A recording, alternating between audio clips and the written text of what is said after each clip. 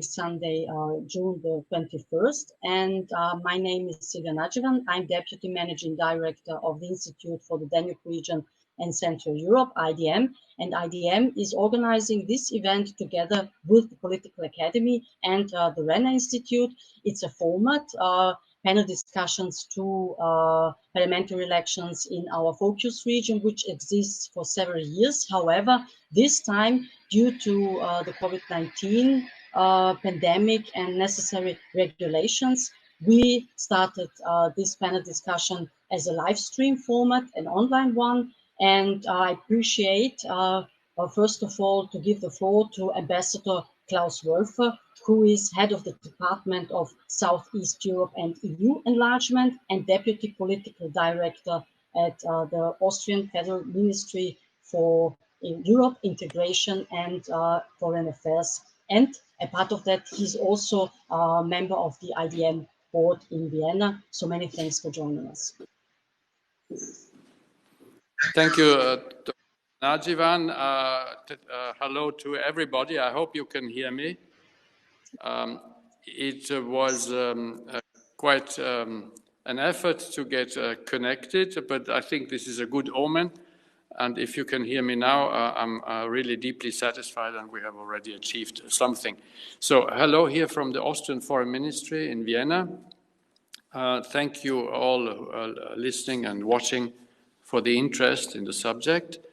I'm really happy to be here also on behalf of the IDM, Institut für Donauraum und Mitteleuropa, who I think have chosen a very pertinent subject at the right time. Now, one could argue that at elections in Serbia, what can be expected? We know who the winner will be. It is not a very exciting thing. Why should we lose too much time and effort on it? But I think there are excellent reasons to argue to the contrary. In fact, it is not only is Serbia the biggest of the Western Balkan countries, but also the elections take place in a particular moment where things are really to get moving again after years of stagnation, maybe. There are elections that are particular in many ways. As I mentioned, there will be, we can already expect the result by and large, but however, it will be important to gauge the degree of abstention, given that the opposition, or part of the opposition, have called for a boycott of the elections. So that is a thing to watch. And like every election, it is a way to take the pulse of a nation, of a country. And for that reason, it is particularly relevant in this moment where the Belgrade-Pristina dialogue is about to hopefully take steam again. European Union Special Envoy Milorad Lajčák, he is currently in Pristina. He intends to be in Belgrade very soon. There is this invitation by the US government, US White House, for leaders of the two countries, Belgrade and Pristina, to come to Washington to discuss things. So all this is to be scheduled, is scheduled within the next, 10 days. So it is really a very exciting moment. There is 28th of June looming, the famous day of St. Fight, as we say, Vidovdan, a date which is very heavily loaded in history and memories, expectations in the entire area in Southeast Europe and in Serbia in particular. So I think there is really a lot to discuss, and there is a fine circle of invitees here today who are very well placed to help us understand better the whole situation. I understand it will be Dr. Nadjevan who will introduce the speakers, whom I all hold in high esteem. And I wish this conversation and this discussion success, enlightenment to us, and a tiny contribution to making things better in Southeast Europe. Thank you, and hello from Vienna. So many thanks, Ambassador Wölfer. Before we enter our panel discussion with our guests, I would like to give some words on the current situation in Serbia. Serbia is the first country that is now taken for the parliamentary elections. So after the COVID-19 pandemic and necessary regulations, Serbia is now the first country where these parliamentary elections will take place. And it's also interesting to see, against the background of the election of 2016, which parties might have a good chance to enter the parliament. When we take a look at the graphic of the parliamentary elections of 2016, we can see that the SNS, headed by, in fact, Aleksandar Vučić, the Progressive Party, is the most prominent one.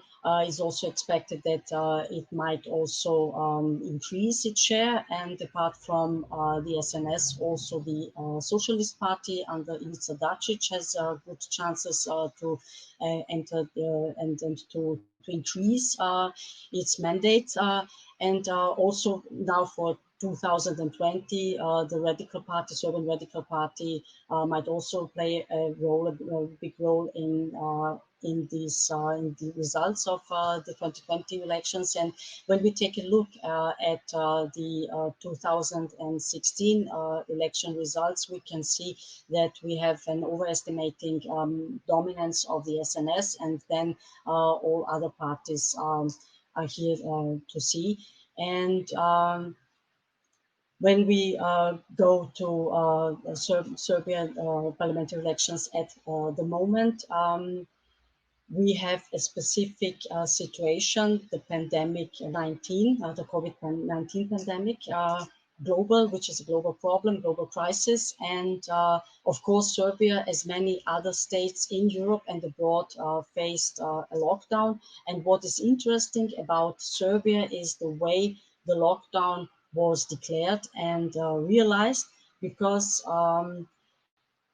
it would be, according to the Serbian constitutional framework, it would be adequate to use the national protocol for the case of catastrophes such as earthquakes, floods, and pandemic. But instead of that, the state of emergency was declared, and the state of emergency is only declared by constitutional law when a state and danger exists, such as violent uprisings or war. And in a way, with this emergency state, we have another context than just using the national protocol for case of catastrophes. And these regulations and the situation of the lockdown, which started on March 15 and ended in May the 6th, also deepened the already existing deep polarization among the Serbian society, and among the approximately 6.7 officially registered voters in Serbia. And in general, we could see two main blocks among the Serbian voters. On the one hand, the absolute supporters of the government headed by the Prime Minister Ana Brnabić and influenced by the Serbian President Aleksandar Vučić. And on the other hand, the vicious critiques and opponents who first of all criticize the questionable implementation of the curfew and the growing dissatisfaction among the population, mostly also living in towns and in fact quarantined in their flats. And this deep division and polarization also revolves around the question of a possible election boycott in a country where the average voter turnout in the last years was about already 53%. The last election turnout, 2016, was about 56. And despite many attempts, even by the European Union, to moderate between the government and the opposition, the boycott is still ongoing. And interestingly, an interesting detail is also that Donald Tusk wish the Serbian president, Aleksandar Vučić, good luck for the coming parliamentary elections. But not only the division among the government and the opposition can be realized, also the opposition itself is deeply divided.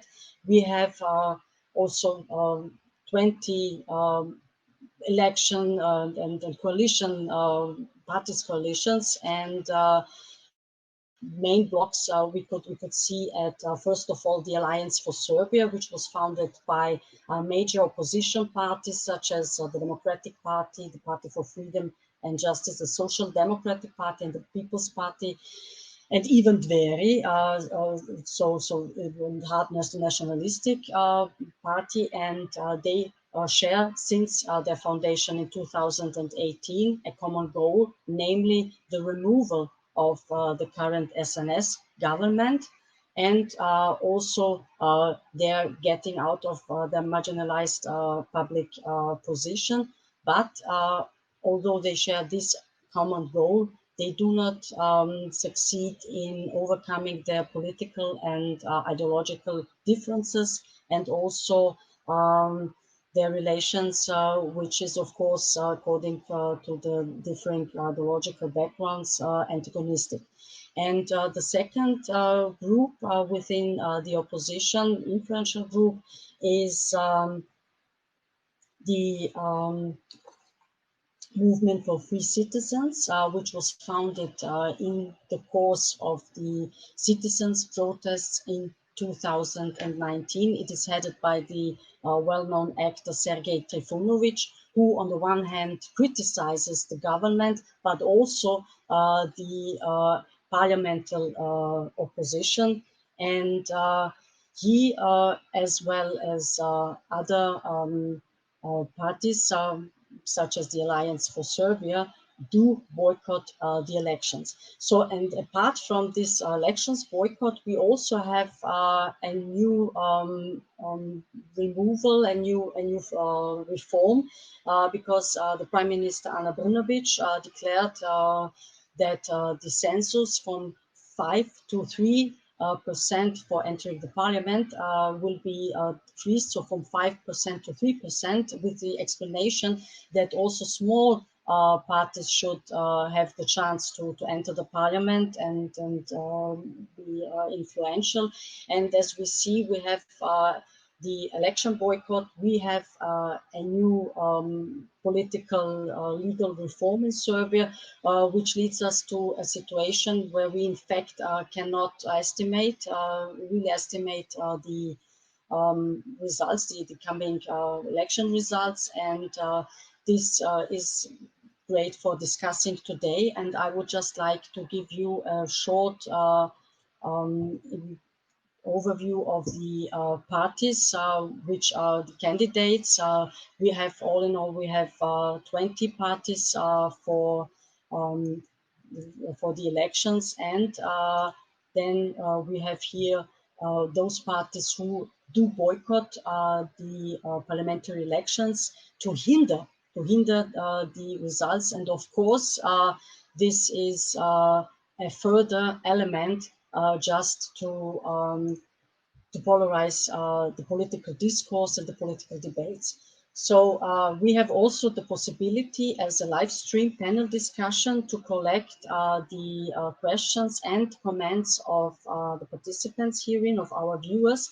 So as an information for you, I would like to lead your attention to the possibility that you can, during our discussion, you can click on two buttons, on one question mark and one statement symbol, for posing questions, which we will collect and will give them answers to them at the end of the panel discussion.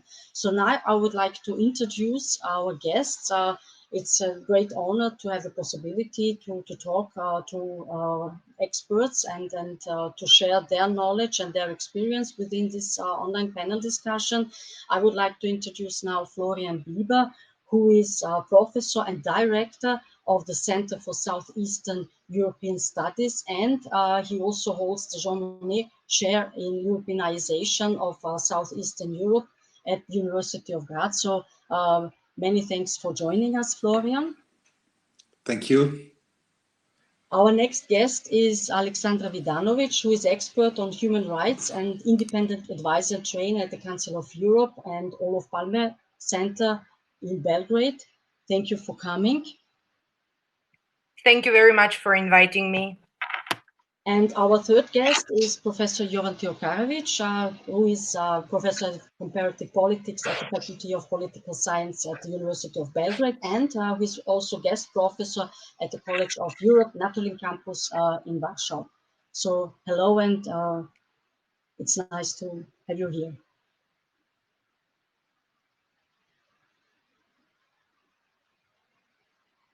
So a little bit takes time, because I would like then to go further with the questions to our guests from Serbian perspective. So hello, and thank you for joining us.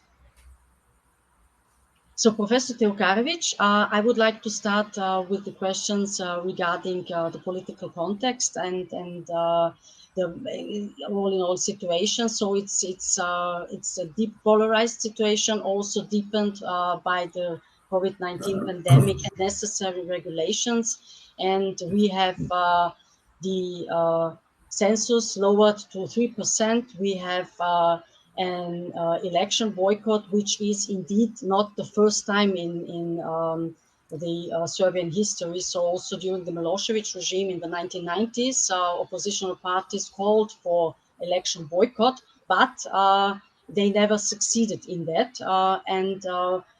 What is your perception and point of view regarding the election boycott at the moment, and also against the background of the constitutional framework? Yes, electoral boycott is a very constant topic in the Balkans. So it has not happened only in Serbia many times, but also in Albania, in Montenegro, and in North Macedonia. And it hasn't been very helpful, in fact, in promoting democracy and civil rights across the region.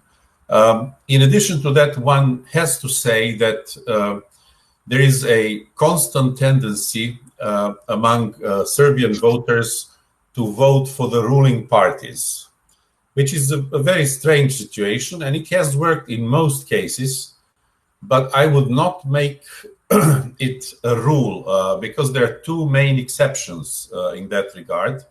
And these are elections in the year 2000, when Milosevic was ousted, and also 2012, when Serbia got both the president, Nikolic, from the Serbian Progressive Party, and the Serbian government majority in the parliament of the same party.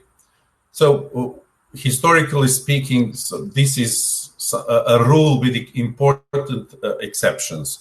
What seems to be good for the success of the change of the attitude to vote for ruling parties is actually that we need to have an exceptional emergency situation in Serbia, like in 2000 after the war with NATO, or as in 2012, where we, in contrast, had an almost complete disillusionment and disappointment with the Serbian democratic opposition in government since for 12 years almost.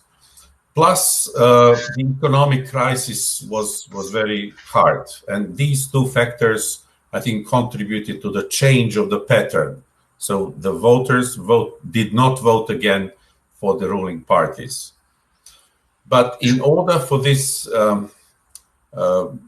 system to continue functioning, actually, it's very important actually to see what is at the basis of the type of governance in Serbia, and that is very important for the moment in which we are speaking. Serbian regime is, among other things, a clientelistic, highly clientelistic regime. So in other words, we have asymmetric relationship between those in power and those who are not. in which practically goods, there is a demand for exchange of goods and services for political support. What is interesting and very important to understand actually, that in countries like Serbia, so not only in Serbia, the clientelism actually works on the assumption, which is true, that it is good both for very poor people and for very rich people. When it comes to very rich people, say it is good for them actually to make profitable contracts with public state entities. And I could mention a very illustrative example that we heard for the first time about during the Corona crisis, and that is the brother of the incumbent justice minister in the Serbian government, and at the same time, the husband of the justice minister, and the brother of very popular epidemiologist who is still a member of this crisis health team in Serbia. This man, with his companies, has been able to acquire near 27 million euros in contracts with the state public entities in Serbia during the last 5 years. When it comes to the second group, much larger group of people that function and that oil this clientelistic machine, the poor and very poor people actually, clientelism is good for them because they can demand some simple economic favors, like the distribution of those infamous 100 euros to all adults in Serbia on the eve of elections after the Corona crisis.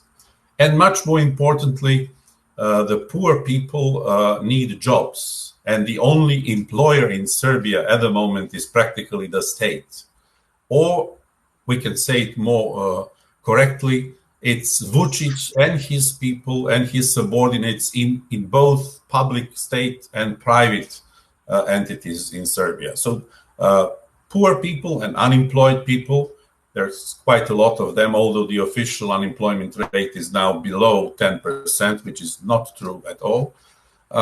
They are dependent practically on getting a job, finding a job, and this is where the state or the master, the owner of the state, steps in.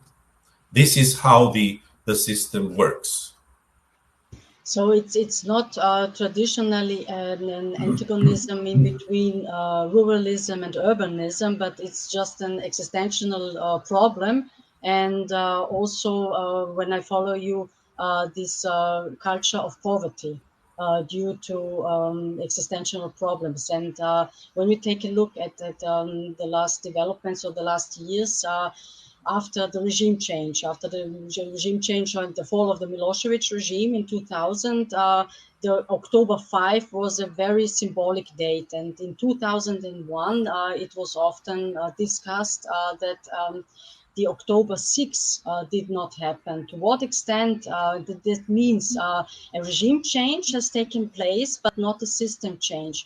And to what extent, Professor Teokarevic, do you see that as a basis for current developments? Because following you, it appears that there was no democratic government in the first years, but it was indeed until 2008, and then it changed, or 2012 to be exact.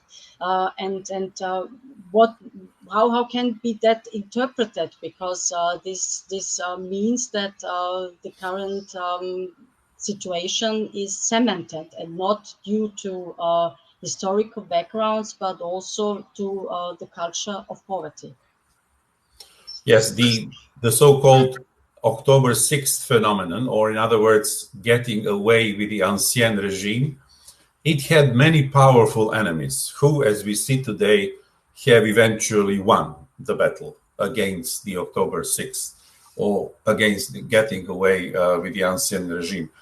Some of the most powerful enemies of this trend or this expectation were the following. First, disunity. First, when we look at the opposition, we have had constant disunity within the opposition, and also the lack of a more or less unified platform for transforming Serbia towards a liberal democracy, and quite a high degree of nationalism within the opposition.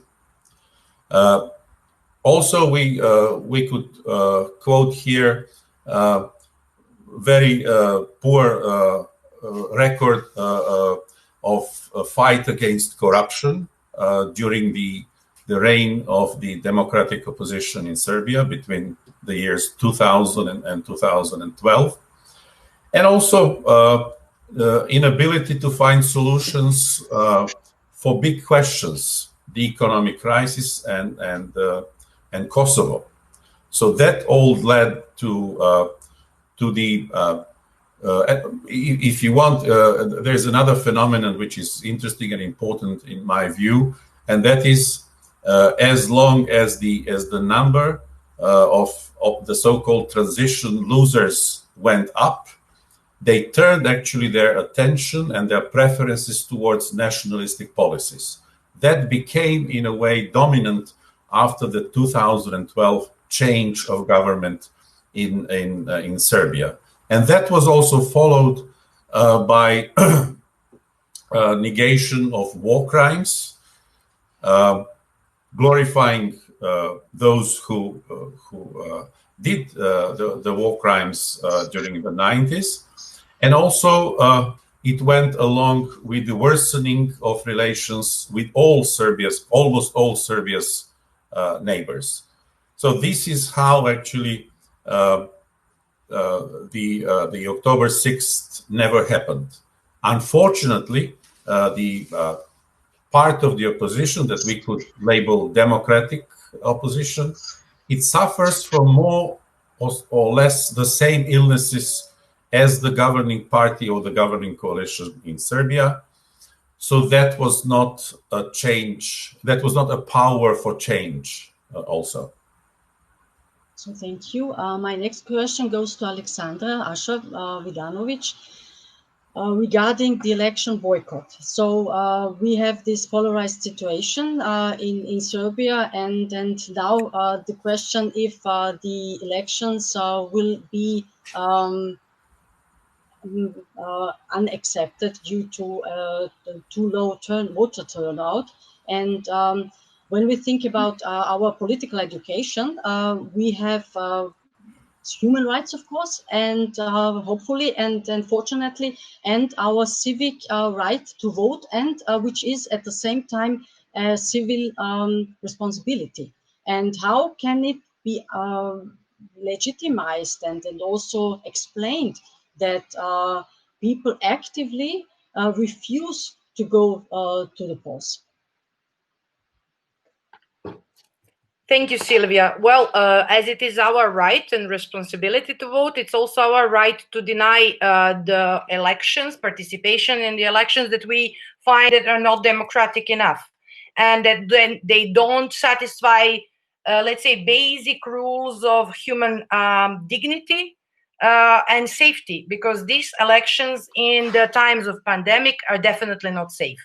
First and foremost, it is the whole campaign has not been safe, especially these huge numbers of people that are gathering for the rallies, which are not called political, but they are political in itself, and going to the elections which are which don't guarantee your basic health safety protocols is not good. I mean, let's go from this first and basic level. Second thing is that actually these elections are not really a choice. When you go to the elections when you have a choice. What is offered in these elections, it's actually our ruling party and our president choosing his own opposition. You know, that's it sounds funny, but all those who are going out, the parties, that are going out in elections are going to enter the parliament with this minimum 3%. And actually, you announced that Sergei Trifunovic and the Movement of Free Citizens is boycotting. No, they're going out as well. So, yes, they're one of the parties that that will go out on the election. So basically, people will choose a very tokenistic opposition, which will sit in the parliament. So we will just see the same faces that we've been seeing, looking at since the 90s. So we have the mother load party of the radicals, and their baby party, which outgrew the mother. So it's a Serbian Progressive Party, which is the ruling party. Then we have the monstrosity from the 90s left over after Milosevic with Socialist Party, which will again be there. So whether they are going to go into this unhealthy marriage again with a progressive party or not, probably they will. Now they're just doing all this bargaining, what they will get. And then we will have the tokenistic opposition, which is the far right, very scary a neo-Nazi party. Then we have another far right, which is anti-evolution, anti-abortion, anti-gender rights and everything. Another very exotic party, which will probably get into the parliament. So we will have a circus. We will actually have opposition nominally, but we will have something that crept out of the stone, and in normal democratic society it shouldn't have had the possibility. And so these elections, in my view, and in the view of the huge number of the civil society organizations and people from the civic movements, are not legal and are not right. And what Professor Teokarevic was mentioning, like corruption levels. So now we have two very relevant institutions giving reports on the state of human rights and democracy in Serbia. You have Freedom House, which is calling Serbian regime a hybrid democracy. We're not democracy anymore. And our government sends a complaint letter to Freedom House, which is independent organization which did this research, complaining, no, we are really a democracy. You see, we have opposition. You know, that's a very, now it's very ironical. Everything that is happening is highly ironical. And then you have a Council of Europe, Greco Commission on the corruption, on the state of corruption. So out of 17 parameters that they were measuring on the corruption, we are partially compliant with 10, and with 7, absolutely not. So corruption is so deeply inserted in every atom of this society. I mean, from the lowest grassroots levels, not to talk as well, Professor just mentioned, the highly corruption in a very high levels in the state. So I don't know what to say. Nothing really to vote for at this moment. And boycott is the only sane thing that you can do in the moment, not to cut your hand for giving a vote to someone who will just play the state music though. And Asha, do you think the boycott has really a chance? Because in the last years, and also the case we can say now, oppositional parties or movements called for boycott, and it never happened that the turnout was too low to accept the election results. And this is the year, as I know, that international observers will not accompany the elections. What is your perspective and expectation, Asha, regarding the results? Will a boycott still lead to too low turnout, or will it just be that the elections will work? I'm very pessimistic. I'm extremely pessimistic. So this election will work, definitely. And the ruling party will still be a ruling party. It's just a matter of finesse, who will enter and who will pass this census. There are a few questions here, as I see, like what about the young generation? Younger generation is the most apathetic one. So it's actually, they're the ones that are really looking how to get away from Serbia as soon as possible. And they're not active voters. That's a difference between 90s and now. In the 90s, student organizations and young people led the revolt in a way. So all the protests, 91, 92, 96, 7, 2000, there were young people there. but the revolution ate its kids. So the new kids are probably going to vote because they will be eaten by the dinosaurs. That's the last night promotional video of the ruling party. So if you don't go out, dinosaurs will eat you. They have absolute incredible marketing right now for these elections. I think they're scared of boycott, so that's why it's very passive aggressive. The campaign is really, very passive aggressive towards the non-voters or abstentees. About the safety protocols, there is another question here. No, there is no possibility to vote postally or electronically. Even though many would argue, we all registered our data to get this €100 from the government, so they have all our data. So basically, we're all in one base. So we're voting even if we're not voting. It's not possible to do it. And the last question, I think it was more for the Professor Teokarevic, is about clientelism. The whole country is in a way clientelistic, and the whole atmosphere is very neoliberal. Ironically, parties that lead us are progressive and socialist. They have nothing to do with either of the ideologies, but yeah, names are just the names. It seems so. So thank you, Ash. So we will collect the question at the end of our discussion and also answer them together. And my next question I would like to address to Professor Florian Bieber. So on the EU level, Serbia, however, appears as a good cooperation partner and is an EU candidate state. And the performance of Vučić seems to appear to be trustful, and also the dialogue among Serbia and Belgrade and Pristina. So Vučić and Hashim Thaçi are in direct contact, and Donald Tusk, as I mentioned before, wished good luck to Alexander Vučić, who is with his Progressive Party also member of the European People's Party.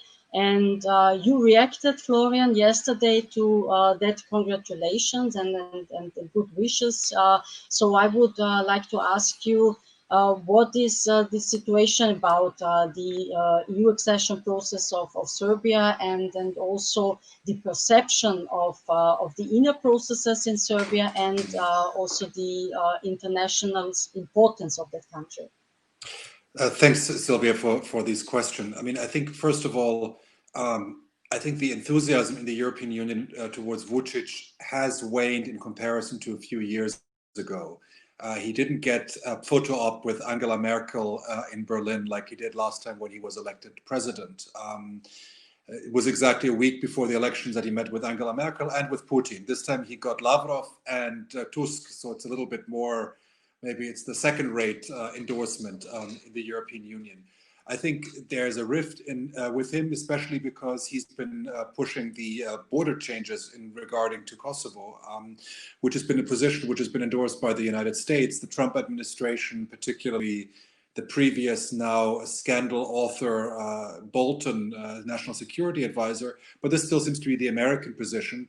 But this is not the position of Germany. So Germany has been for the long time very favorably disposed towards Vučić, and I think this has been a rupture in a certain way in that relationship over the last 2 years. So it's not unconditional support, which we used to have, but yes, the European People's Party, I mean, it's a party which has been supporting and has as one of its members an autocrat, Viktor Orban in Hungary, and has been unfortunately not sufficiently critical towards authoritarian-minded member parties, and thus it's no surprise that also the position towards Vučić is rather uncritical. It's disappointing of Tusk, but he's been making similar statements about his describing Vučić the most Serb of all Serbs 2 years ago, when he was still an EU official, which really makes everybody cringe in Serbia considering his personal history in the 1990s. I mean, you cannot say that without being ignoring what his role in the Radical Party, an extreme nationalist party involved in paramilitary activities and war crimes. You cannot say that without showing some degree of disrespect to recent history.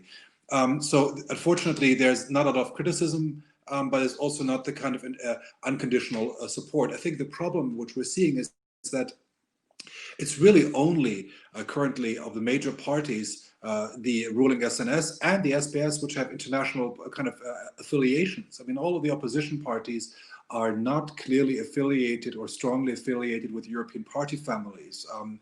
The Democratic Party is, but it's kind of now very much subsumed in the boycotting group of parties. It's not very strong anymore. There are, of course, the far-right parties, from radicals to Dveri. There are parties which are otherwise not affiliated. They haven't been building European contacts. And I think this is one of the big weaknesses of the opposition in Serbia, besides its internal fragmentation and lack of ideological coherence. It's its lack of international outreach. It's been very, in a certain way, very much internally centered, and that, of course, becomes a boomerang in these situations. When we have boycotts as well, and I think this is important to kind of add to the previous discussion, is that generally speaking, this is going to be the worst of all boycotts.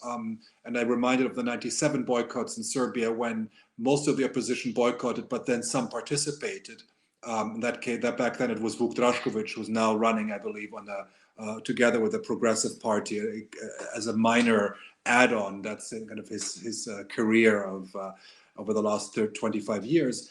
But he legitimized the elections in '97, and now again we have too many opposition parties participating to fundamentally undermine the elections. And the only one to which you can really undermine the elections is internationally, because domestically there's a polarization. Either people believe the regime or are clientelistically linked to it, or they're against it.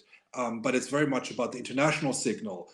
And I think that's not going to succeed because, first of all, international actors have been generally very skeptical about boycotts. Now we can discuss whether that's justified or not, but in previous boycotts, they've been usually kind of talking about constructive dialogue, and the framing has been always about, this is about an issue between government and opposition, not about democracy. This has been one of the big weaknesses of international responses. This happened in North Macedonia, this happened in Montenegro, in Albania, and I don't think it's going to be very different in Serbia. So I think the boycott cannot achieve what it seeks to achieve in terms of getting international attention, especially because parts of the opposition are participating and those who are boycotting don't have the international kind of allies to convince them to say, this is a serious problem. You cannot work with Vučić for resolving any problems, because that's not what he's in business in. He's in the business of making problems and not resolving them. But I think this is one of the structural weaknesses. In that sense, I think maybe the failure of the opposition to really undermine the legitimacy of the elections, my prediction, is something which will lead to a learning process of what it has to do different. So just like '97 was learning for 2000, maybe this election in 2020 is learning for the next step of how to effectively confront the government.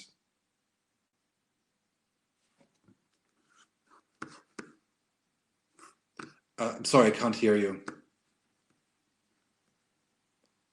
My microphone, sorry, my microphone just to listen to you. So what you in fact also explained was the situation that we have, the paradoxical situation in Serbia that stabilocracy and the stabilocrat is leading Serbia to European Union. And what is the stabilocracy about?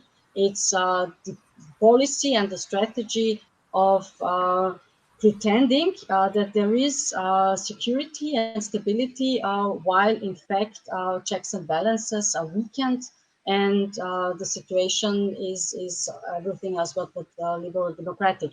And regarding Serbia now, we have this contradiction, and that on the one hand, it's a success story. It's a new candidate, and on the European level, and on the other hand, the internal divisions and struggles. And Florian, my question to you: when there is this situation that you mentioned that oppositional parties do not have any allies, how can that be realized? Because we have the situation that the opposition is marginalized in public, in media, in public space. And what is the way out? Because when we refer again to the year 2000, and you mentioned the elections and the protests of '96 and '97, where the lessons learned for the 2000 developments. So what can be now be the factors for learning for the upcoming developments? Because there are also experts who have the prognosis that the current government will end in 2020. I don't know against which background, but these also are the prognoses that it is not eternal, but just a question of time. At the other hand, when structures are stabilized through institutions, in a way, eternity can, in a way, be also perceived. Well, first of all, nothing lasts forever. Although if you're in Montenegro, that for not forever can look very long lasting. And I think the Vučić government is aiming for a Đukanović scenario of staying in power. And I think the problem is that in the European Union itself, there isn't the willingness to use all the mechanisms available. So, for example, the accession process has not made much advances in recent years. I mean, the chapters are open, but they're not really closed.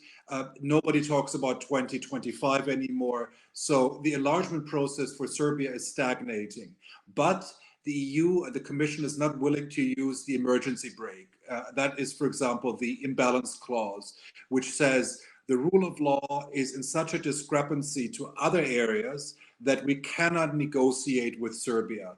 And I think the reason why the EU is worried is that Vučić constantly tells them, if you don't dance with us, we go and ask our friend China, Russia, Turkey to dance with us, and they are just as attractive as you are. And this is what, Vučić said during the pandemic. And what is the response of the European Union? It says, no, we give you better aid, we give you more aid.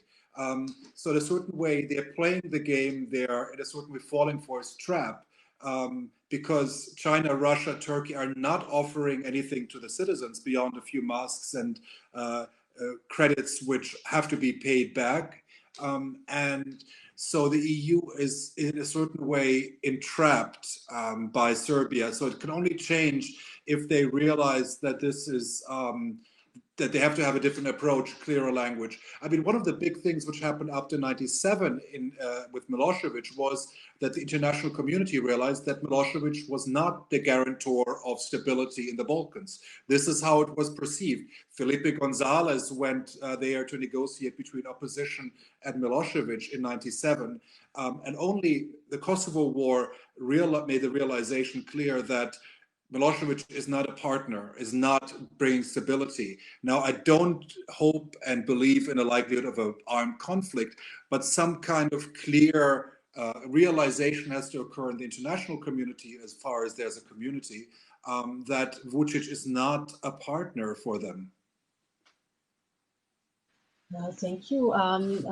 My next question goes to Alexandra, to Asha. We have the situation of the permanent waiting room regarding the accession. And you mentioned young people who flee the country. So approximately there are 60,000 people who leave Serbia per year. And how is it trustful for people living in Serbia that after a democratic party government, after the year 2000, the former opponents, or now again intensified opponents, are leading the country to the European Union? So what is the atmosphere regarding a situation that an autocrat regime is leading the country to the European Union, and also the perceptions of the European Union itself, because it also seems after nearly 20 years, it lost in a way its glance, if it might be said. This is a very complex question. I belong to these generations that lead to the changes, and I was on the streets during these 90s and 2000, and I said it before. I think the revolution ate its children, because the leaders of 90s revolutions, let's say, are now very structurally part of the government in different ways, or political parties. So they are there. So we were in our 20s, now we are in our 40s. or 50s and actually, if I may use the term gentrification, because what is happening from the wild Serbia, which had the passion and the energy and the mood, and it was not perfect, but it was moving. It was gentrified in every way. So like our Belgrade is now no more parks, only stone and modern structures. So we also became this stone and modern structures. Nowadays, young people have very little energy and willingness to become the change that is needed. From what I know, and I've been working with some young people, with lots of young people actually, their wish is just to be the same as in Europe. So it's and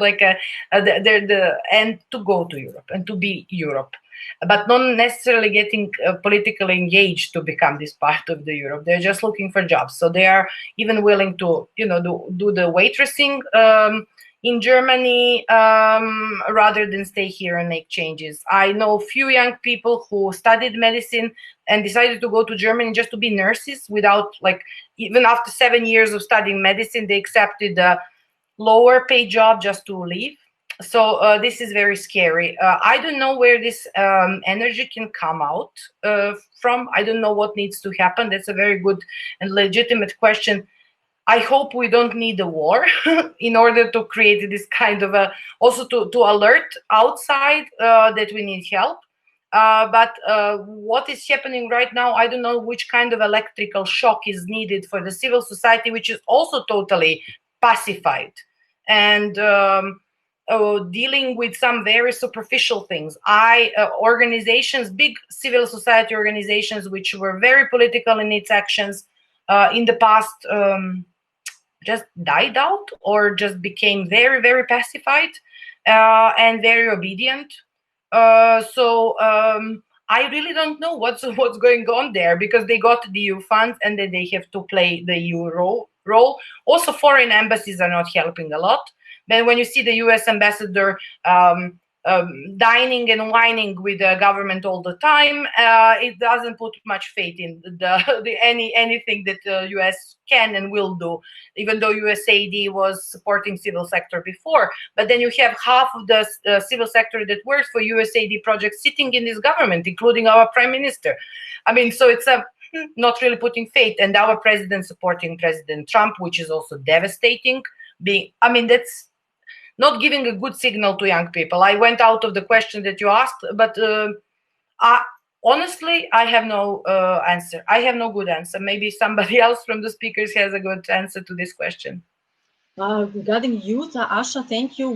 I would like to include this question from a participant, from Julius Leiter, who posed the question if youth organizations and youth participation is supported and funded. And of course, this also leads to the situation of the 1990s, because we know that during the 1990s, open society and USAID could help oppositional developments and youth. And what is the situation? Because it really fits now to what you said. I would like to include this spontaneously. Youth organization, there is a very supportive Ministry of Youth,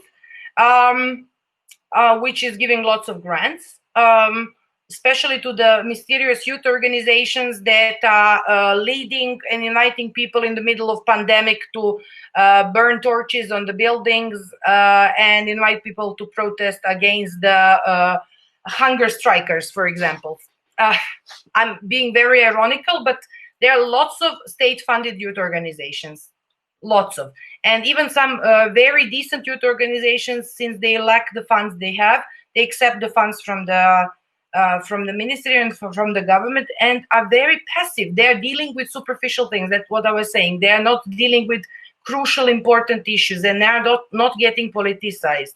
They are avoiding politics, anything that smells like politics. That's my impression. So they deal with social entrepreneurship, care for elderly, lots of nice environment, lots of important things, but not anything that would be crucial. There are EU funds. They're mainly for the youth exchanges and cross-border exchanges. Also very relevant, very important, and very hard to access if you are not a well-structured organization with big budget and expertise to apply for EU funds. Other donors, there are very few. I work a lot and mostly, with the Palme Center, Olof Palme Center, which supports social democratic initiatives and trade unions. That's main part of my job, but it's the same situation with it. There are not too many civil society organizations with the potential to make any constructive changes. That's my opinion. Yeah.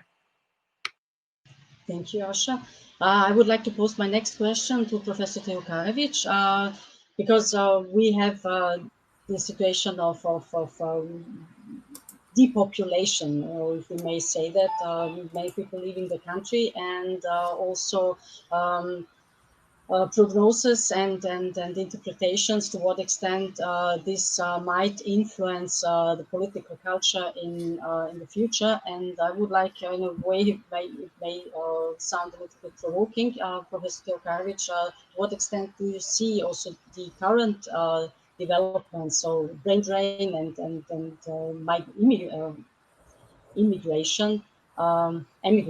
emigration, getting out, exit. What do you see? Which influence might it have for the future? Because democracy and demography are interlinked, really strongly interlinked. High levels of emigration have, of course, detrimental effects on all spheres, on economy, on society, and on politics also.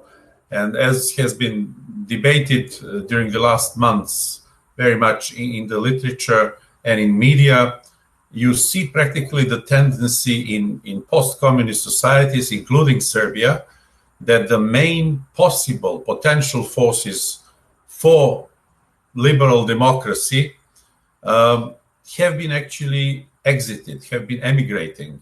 And this reduces the core part of society, actually, that could be a motor of change.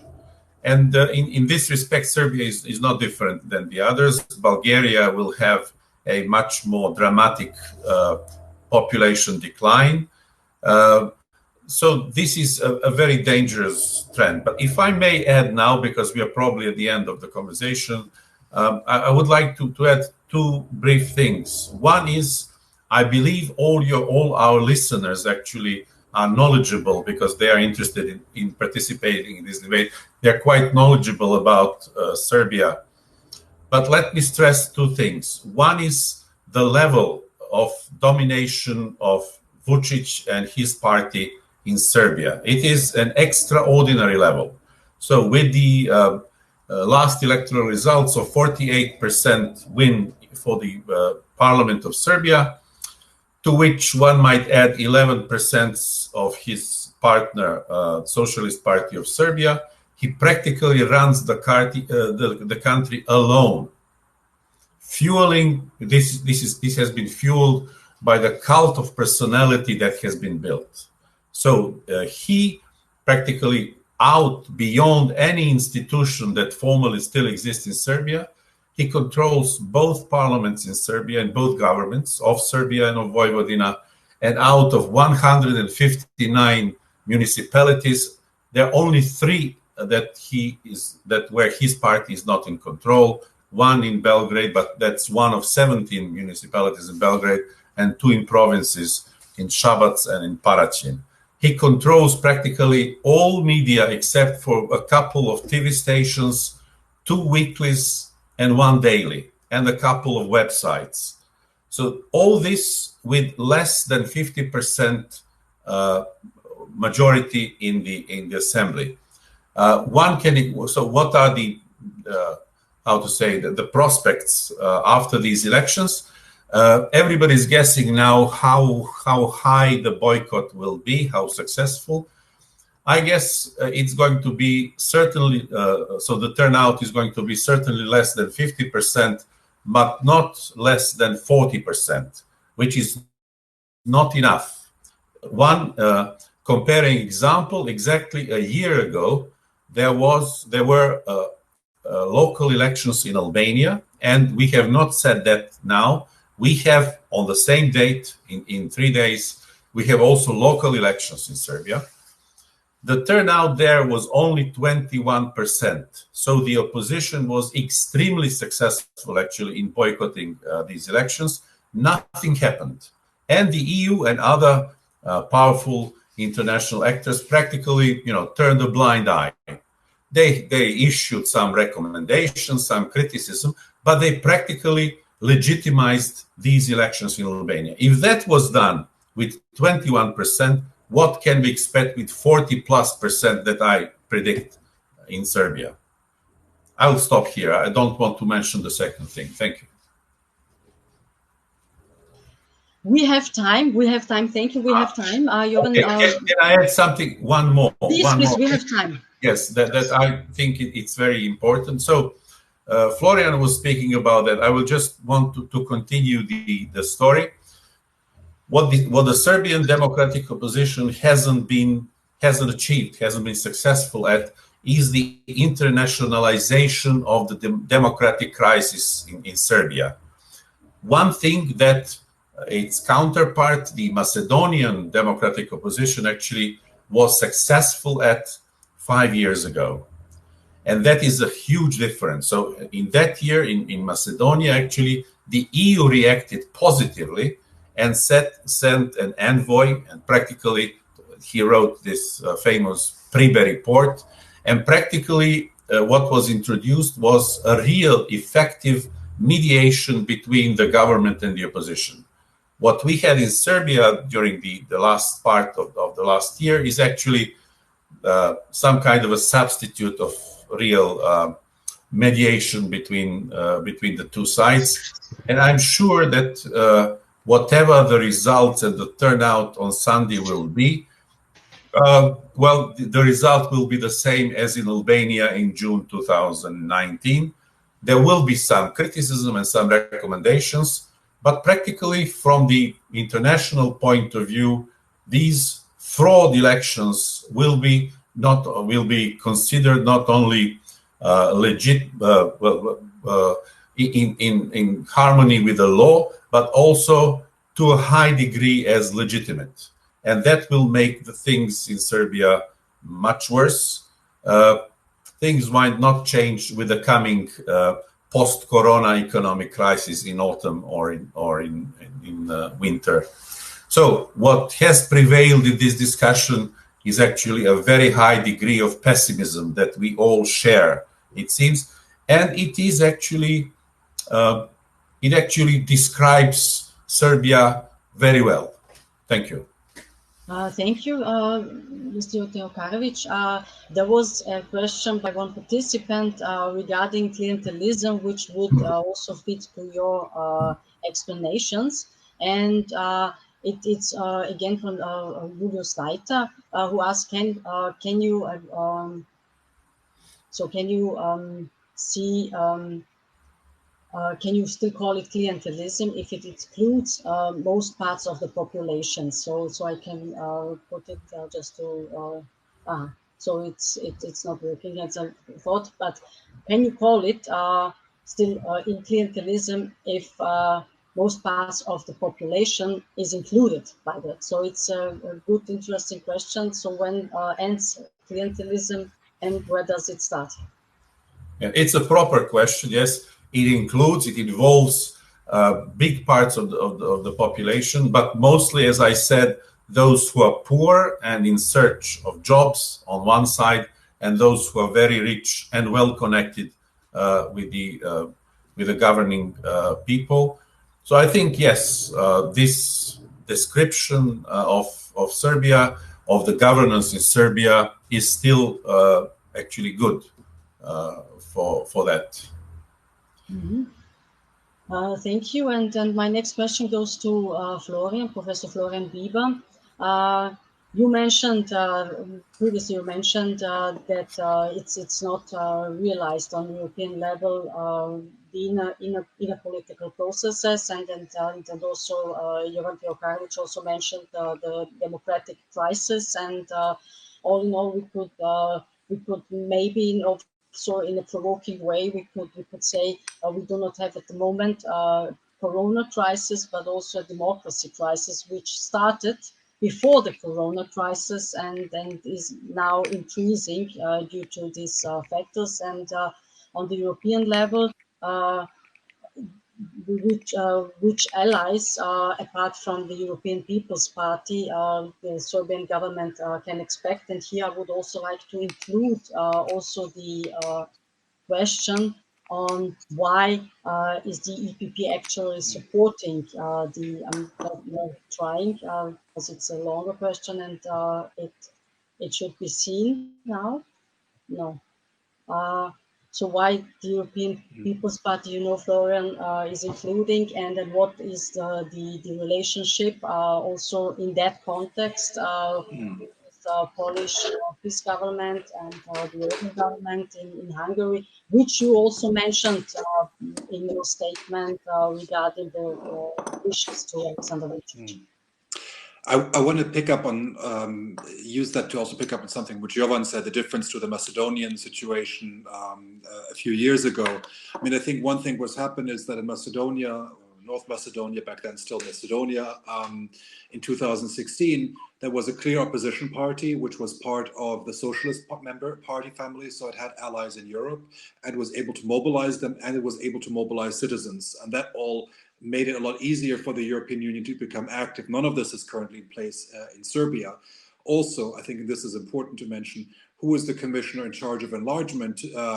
4 years ago, it was Johannes Hahn, who was the Austrian commissioner who became involved. Who is the commissioner now? It's the Hungarian commissioner, who is a close loyalist of Viktor Orban. So I think, I don't know what happened, but to me, it's an interesting coincidence. And I was part of a discussion yesterday where this was pointed out by some of the speakers about Hungarians' influence in the Western Balkans, that Viktor Orban visits President Vučić, and a few days later, the Commissioner for Enlargement announces that there will be no progress reports, no reports of the Commission for the Western Balkans until the fall. Let's just say it's very convenient for the government of Serbia not to have a critical report about the lack of progress in EU enlargement come out a few days or weeks before the elections. So, it's very clear that the Orban government has been supporting the government of Alexander Vučić. It's been supporting the government of Nikola Gruevski, and it has their inside man in the European Commission to help them. And I think we have to be aware of this particular risk. The problem is, why does the EPP support it? I mean, the problem is the EPP is, of course, a heterogeneous group of actors. Orban likes to produce his, people who think and rule similarly to him. He's been promoting it in Macedonia.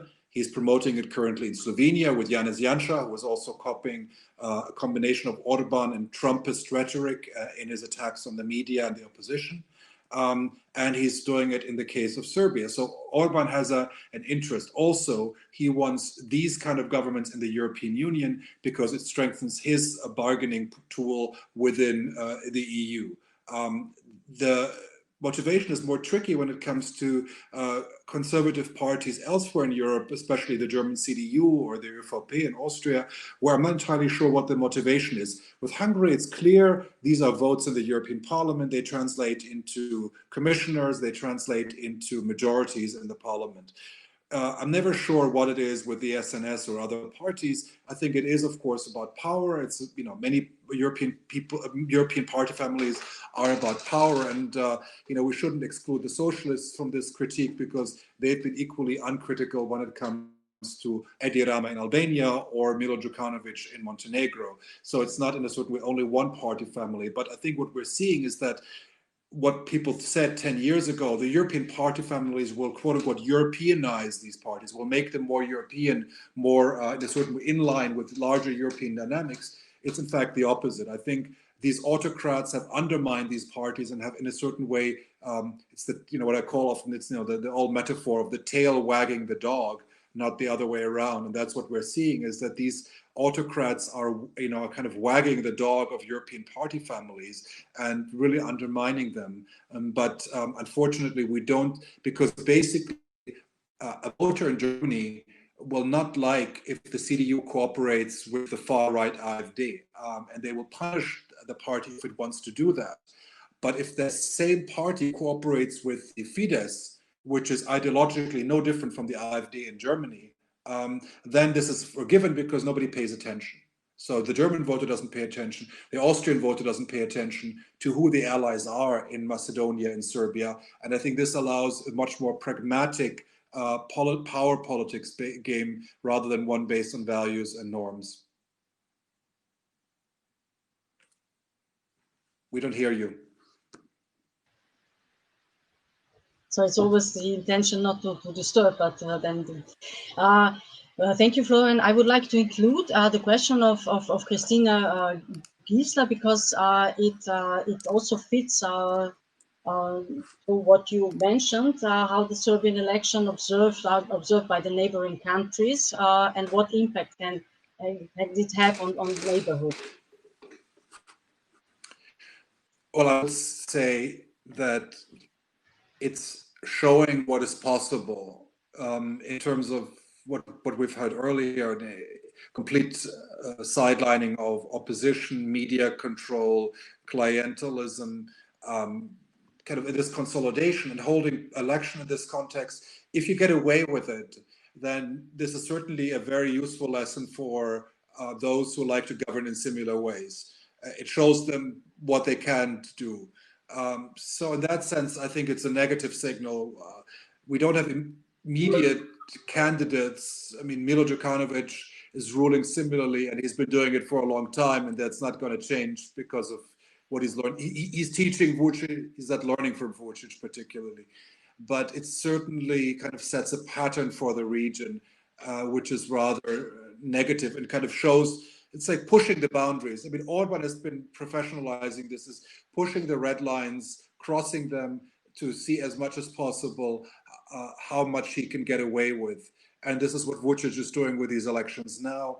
And if there's no pushback, at least internationally, then I worry that it will be encouraging for others. So we have also, we have a completely different situation than in the 0 years, 2000 years, when on the European Union level, the Serbian government under the Democratic Party was put much more under pressure. And Florian, you mentioned due to the geopolitical influence by China and Russia, it's now the need to be more active. And what is your recommendation, Florian? You mentioned that oppositional parties should search for allies, and at the same time there should be the sensitivity and perception that new relationships should be necessary, but also provoking. Wouldn't that destabilize the current situation? I mean, I would say that first things have to get worse before they get better, unfortunately. And I'm not saying this because I wish it, but it seems the kind of breaking point also where citizens are, because I mean, in a certain way, as Jovan has said, this is a clientelistic system. Lots of people are tied to the system. They have to vote for the ruling party because they might lose their job. They have to deliver votes. These systems only break if people are willing to take a high risk to vote against it. Otherwise, there's a high price they pay. They have to have a certain degree of certainty that their rebelling against the system will be successful, because if they lose, they pay a price for it, a personal price, because they're clientelistically linked to the government, or they have to feel like they have nothing to lose. None of this has been reached at this point. And so this makes this kind of breakthrough a lot more difficult. But I think, the last point, and I mean, is also that, the opposition is ideologically so heterogeneous. You have Dveri, which is basically not just an extreme nationalist, but has far right. Talks about population exchange. I mean, it's copies. Combines far right Serbian nationalism with the kind of AfD. FPÖ, far-right politics of Europe, and they are together with liberals and with then kind of conservatives who are kind of ambiguous. It's very hard with this kind of hodgepodge of ideas. They're not pro-European. Many of them are anti-European in many ways. Their ideas are very contradictory, so it's very easy for the government to attack them. And of course, the government is also everything. Vučić is also both, appeals to fascists and to pro-Europeans in a whole spectrum. And the opposition does the same. So the question is, why vote for the bad copy if we can get the original who covers everything? And so I think it's very hard for the opposition to work if it doesn't have a clear alternative. What does it offer? Does it offer 10 Vučićes to replace one Vučić? I mean, 10 little guys who are very similar in personality, in ideas than he is. Why should you support that? And I think this is the problem. There isn't a clear, in a certain way, offer on the table, which really suggests that. Of course, it's very hard because the European Union doesn't make it easy. In 2000, you could say, we want not wars, we don't want a kind of isolation, we don't want sanctions, we don't want we want a European future of Serbia. Now this is what Vučić is saying. So how can you want a more European future for Serbia? So this is, I think, very difficult, but it's certainly one of the structural weaknesses of the current power constellation. Thank you. I would like to lead this question to Alexandra. So what to do if one Vučić or as Florian mentioned, or 10 ones? So it's also a question regarding civil society activities. I believe that civil society would like to wait it out a bit because, I mean, one Vučić is quite enough. So I don't know what we would be able, whether we would be able to deal with 1.5 Vučić. And already lots of the other politicians are little clones of Vučić by their rhetorics and behavior. So, and also just go back for a second to the neighboring countries. We also have elections incoming in Croatia and Macedonia, and we will see actually what the impact is. So they dared as well in the midst of pandemic to play the same card. So I'm very curious to see what's going on there.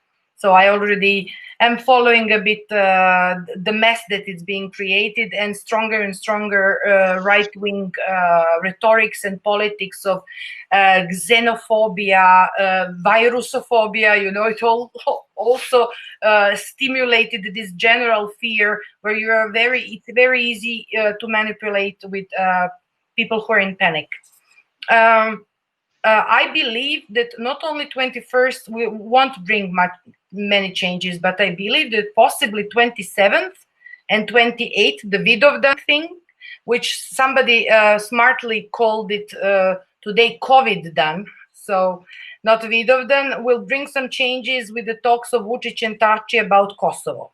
So I believe that might be very interesting because they're going to Washington to talk about Kosovo. So for me, I'm expecting some news which might shake this Dead Sea that we currently have, where we're all kind of trying to swim, but we can't even sink. That's really, it is I believe, for me, good analogy, because you can't properly swim in this sea, but you can't even properly sink. So you're just there floating and waiting for something to happen. So, yeah, thank you.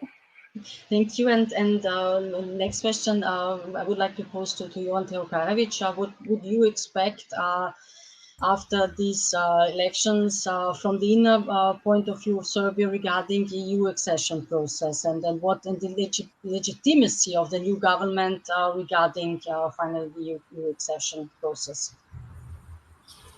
It's going to be more of the same, I think. So one step forward, 2 steps back, a very long way ahead of us in uncertain future. It's nothing different actually from than what we have had.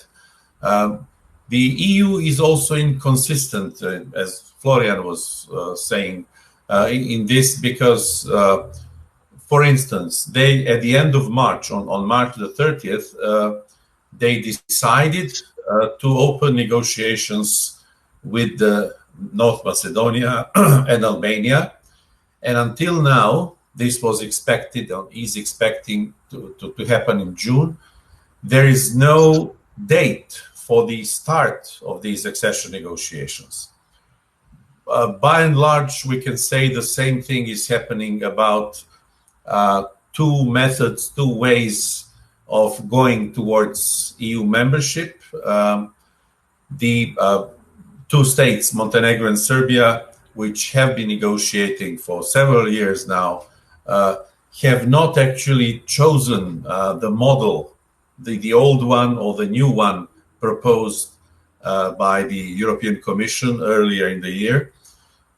So we have so many unknown things, and I think if the EU enlargement has been sidelined and marginalized during the last 10 or 12 years, the situation is not going to change. It might get actually even worse now after this pandemic, and it's going to be even further on the margins of interest of the EU. So not a big change, I would say. Thank you. And to Florian Bieber, I would like now last round. I would like to start with Florian Bieber. What effect does it have that from the geopolitical point of view that Serbia is surrounded by NATO members and NATO accession and membership is also kind of, for the perceived at least, is a kind of guarantee for EU accession. And of course, a NATO accession of Serbia, first of all, after 1999, does not seem to be possible. Well, I think while there's a link between NATO and EU accession, it's not a must, and I think I would be very skeptical that any country has to join NATO to join the European Union. The countries who've joined NATO in recent years have done so because they see it as a security provision. I don't think for Serbia it's on the agenda. I mean, so in that sense, I think EU accession is not going to fail because of lack of NATO membership. I mean, I think that's not what is going to jeopardize Serbia's NATO EU accession process. I think Serbia has been quite clear on that it doesn't want to join NATO. In that sense, it's also surrounded by NATO member states in many ways. So one has to also be careful not to in a certain way overplay the kind of argument of the Russian threat and the Russian involvement. I mean, you can't fly a Russian plane to Serbia without crossing NATO airspace these days. So, I mean, there's a limit of what that role can do in a security dimension. But I think one thing is interesting is if you look at the number of Serbian citizens who are in favor of joining NATO, that number has declined dramatically over the last 10 years. I mean, in the early 2010s, there was not a majority, it never was, but there was a much larger number of people in Serbia in favor of NATO membership than there are today.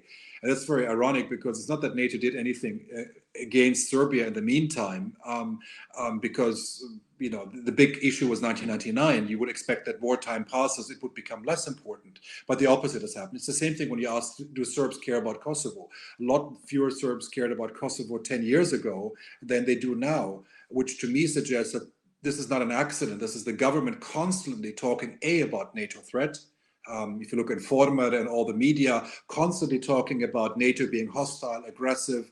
You have a Minister of Defense who's making his main kind of political capital out of bashing NATO and the West. And at the same time also talking about Kosovo. So I think you have to look a lot about how the government is manufacturing public opinion and what that tells us about what it intends to do. So it's not preparing the ground for Kosovo. It's certainly not preparing the ground for closer, not membership, but alliance or cooperation with NATO. And all of that is in a certain way deliberately done by the government through its, in a certain way, public relations and media control.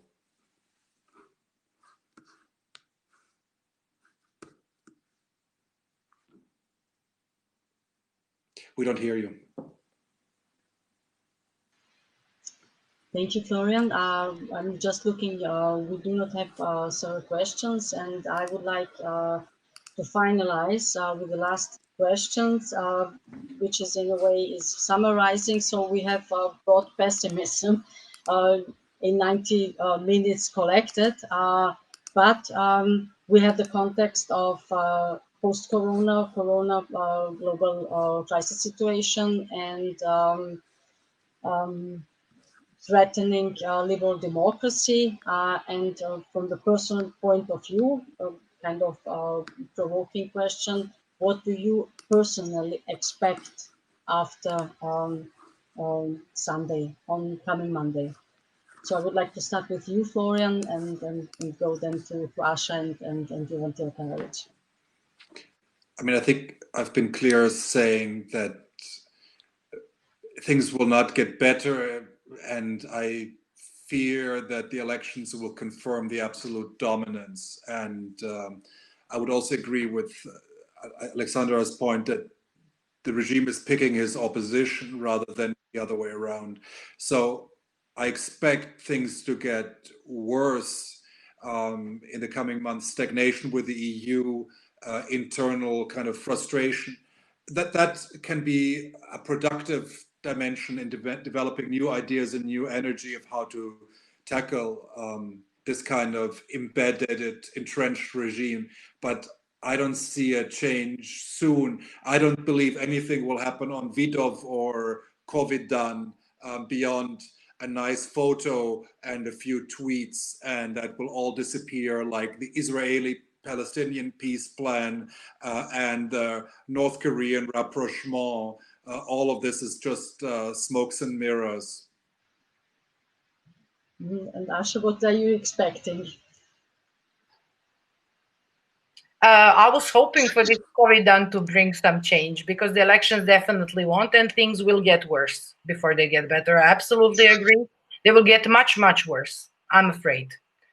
So, I mean, if we had some shreds of dignity and democracy now, I think we will have to fight really hard to keep them. I'm really very, very pessimistic, unfortunately. I kind of lost faith in the civil society, and the only faith I potentially have is in these grassroots civic movements like Ne Davimo Beograd, the Local Front, Association of Tenants in Niš. So it's on the local level. Hopefully by 2022, they will get stronger enough, or more people will recognize the potential. Otherwise, I'm very scared to say, yeah, not a good week in front of us. And Ivan Tilkanovic, what is your personal expectation? I share the pessimistic view of both of our participants, and actually think that more than other things, external influence or something else, actually the economic situation might be the key to what we are speaking about, not perhaps to the change. And in that respect, I'm, how to say, not brave enough to say that the drive for change could actually come only with the worsening of the economic situation. And I don't wish that for my country and for the society. And we are not there at this moment, in fact, because despite mountains of lies that we have been hearing from Vučić about economic successes, the economic situation is better to some extent now than several years ago in many ways. And it's not going actually because we have, and we shall have actually, quite high level of foreign investment, heavily subsidized by Vučić's budgets. We won't have a dramatic fall of economic activity, especially because Serbia does not depend on money from tourism as some other Southeast European countries and other countries in Europe depend. So it's going to be muddling through the economic crisis, and this reduces the chances for revolt in Serbia. All those who are unsatisfied or angered by the type of regime they live in, and I am there. And if they're younger than me, they will find actually liberal democracy somewhere else, not in Serbia. So many thanks for your prospects and prospects to liberal democracy and what we can expect from the elections coming Sunday. At that point, I would like to thank all our guests for this deep insight and sound analysis. thank you, Florian, thank you, Asha, and thank you, Jovan, for participating and joining us here. And thank you. At the same time, I would like to lead the attention to the coming panel discussion on the election in Croatia. It will take place also online as a live stream panel discussion on the 2nd of July, because the Croatian parliamentary elections will take place on Sunday, the 5th of July. And we will spread more information in cooperation with the Political Academy and Vienna Institute. So just follow our website and also social media input and information. And all to our all viewers, thank you for watching and following. There is not